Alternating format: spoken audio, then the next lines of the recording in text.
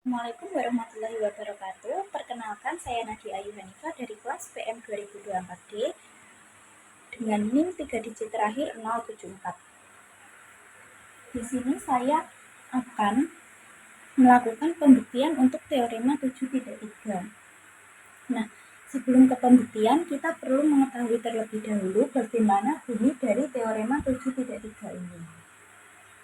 Bunyinya yaitu, jika sebuah garis tegak lurus ke setiap garis dari dua garis yang berpotongan di titik potongnya, maka garis itu tegak lurus ke bidang yang memuat garis-garis tersebut.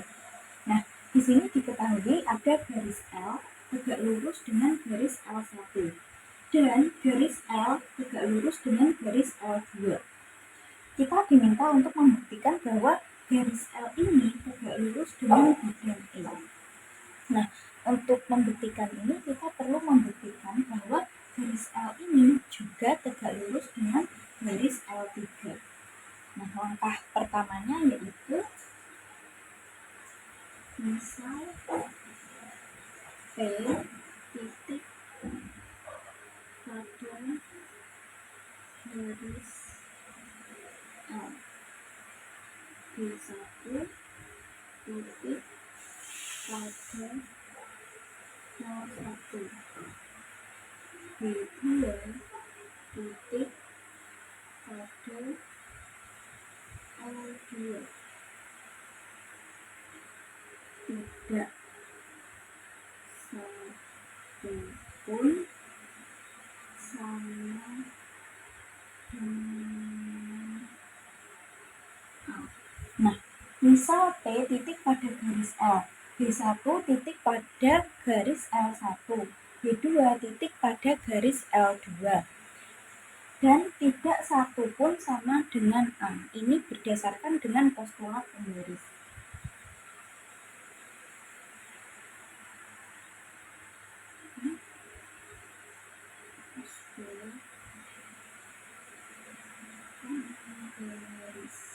Nah, titik P ini titik pada garis L, tetapi tidak sama dengan A. A itu pun di sini. Jadi titik P bisa diletakkan di sini. Kemudian B1 itu titik pada L1, tetapi tidak sama dengan A. L1 kan ini. Jadi B1 bisa diletakkan di sini. Nah, B2 titik pada L2, tetapi tidak sama dengan A. L2 di sini. Jadi B2 bisa ditulis di sini. Oke. Kemudian langkah selanjutnya yaitu misal Q titik pada sini lawan AP, sehingga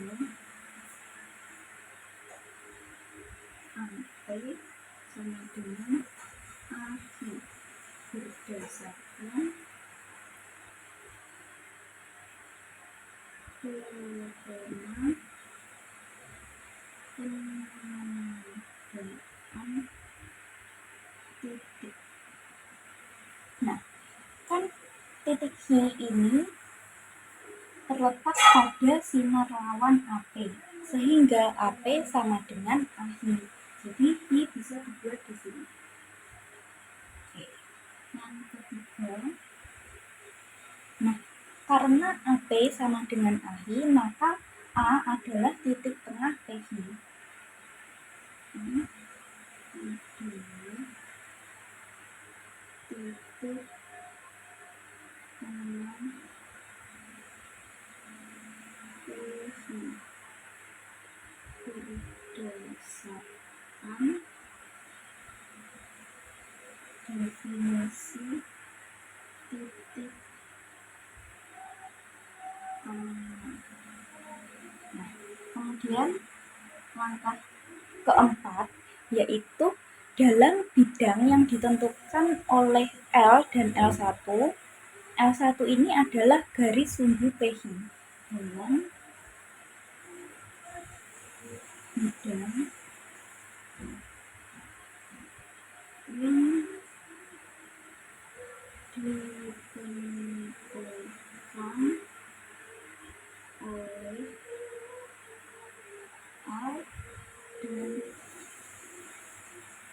L1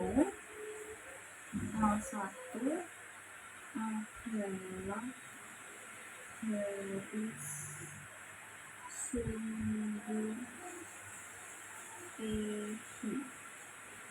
Nah, mengapa demikian? Karena definisi dari garis sumbu itu kan garis yang memotong ruas garis tegak lurus di sisi tengahnya. Jadi L1 ini memotong garis L di titik A, yaitu titik tengah dari garis L tersebut. Jadi ini berdasarkan dengan definisi garis sumbu.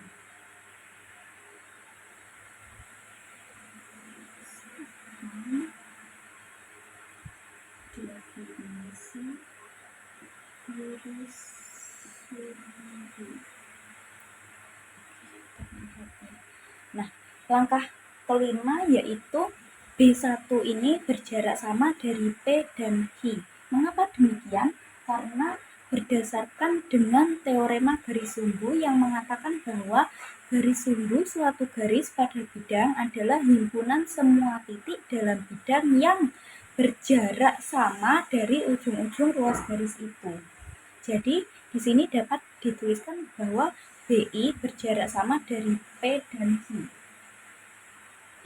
Maksud saya B1 berjarak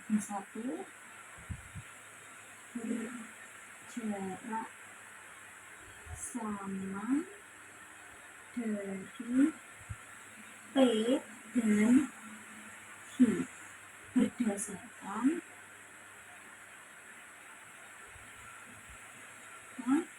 teorema garis sumbu.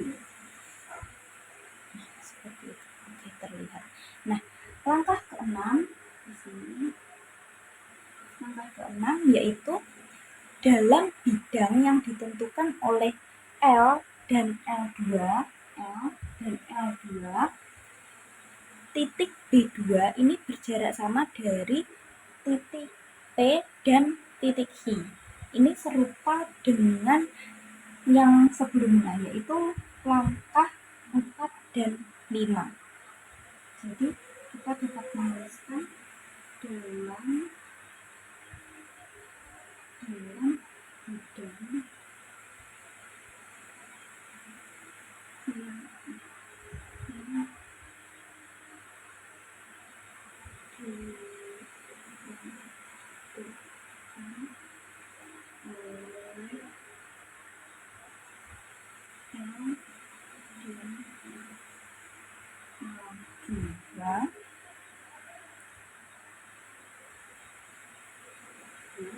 maka B2 berjarak sama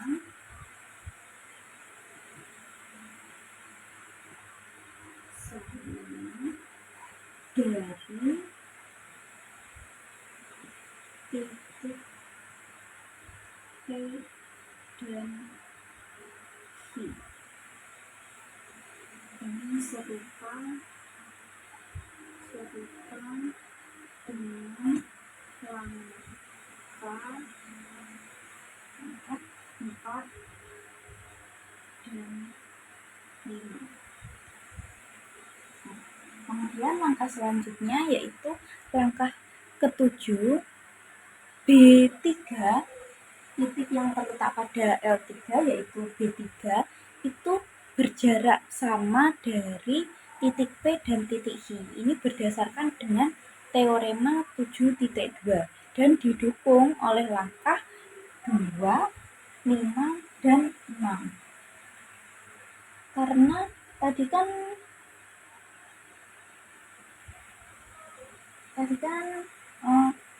B1 ini berjarak sama dari P dan Q. Kemudian B2 juga berjarak sama dari P dan Q.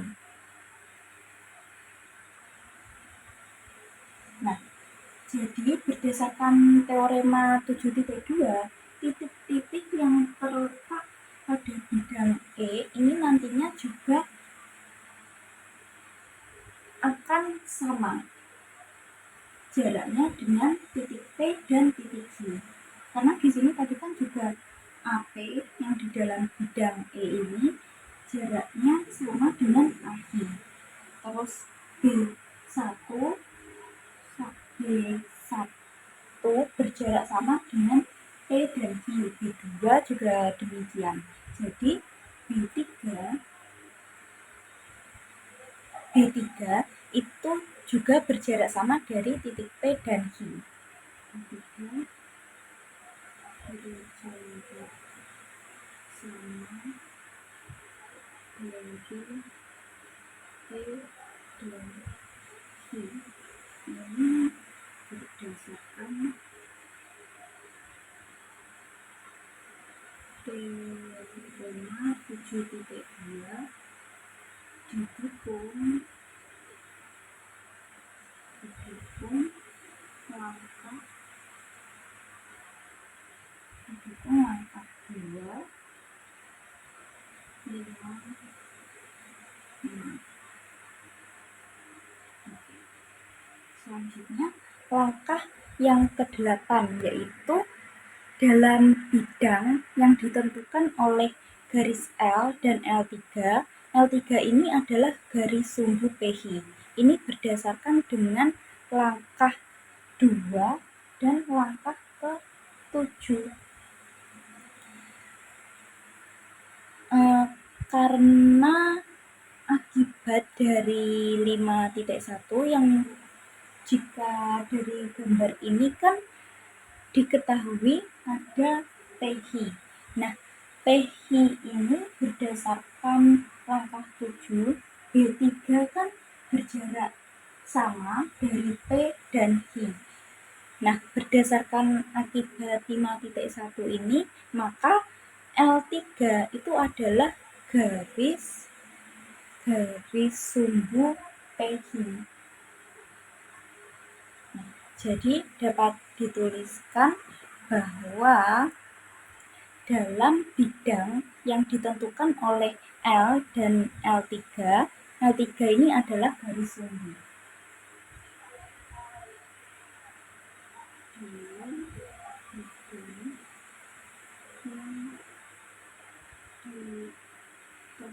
Ditentukan oleh L dan L3 garis sumbu berdasarkan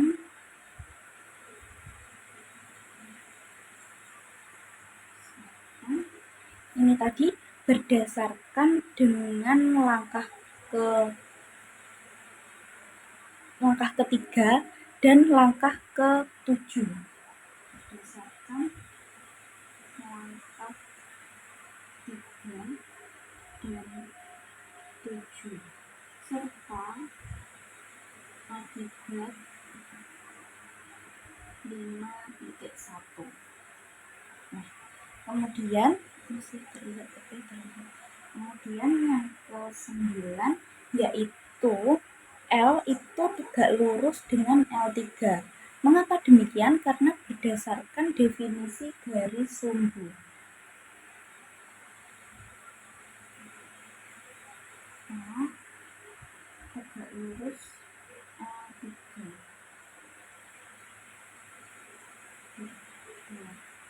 Berdasarkan definisi garis sumbu.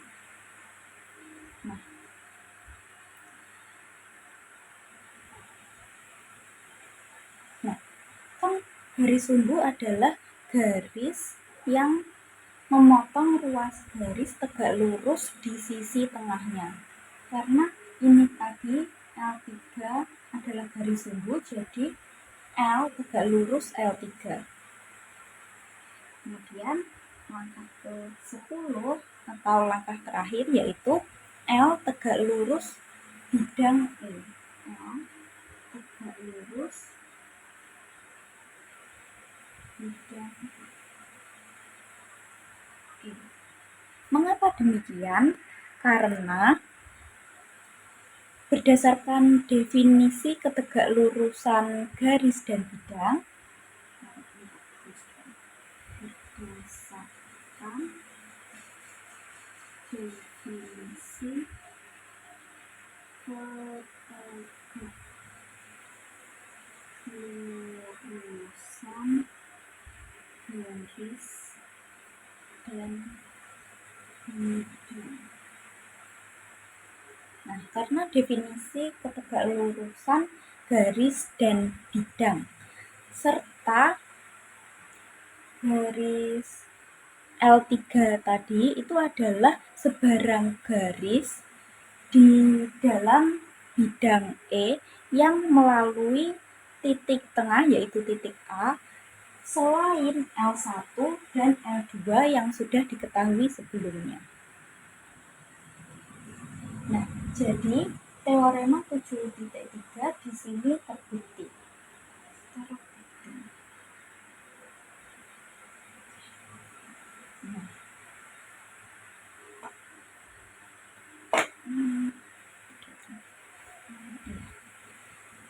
Sekian yang dapat saya jelaskan. Terima kasih. Apabila banyak kurang-kurangnya saya mohon maaf yang sebesar-besarnya. Wassalamualaikum warahmatullahi wabarakatuh.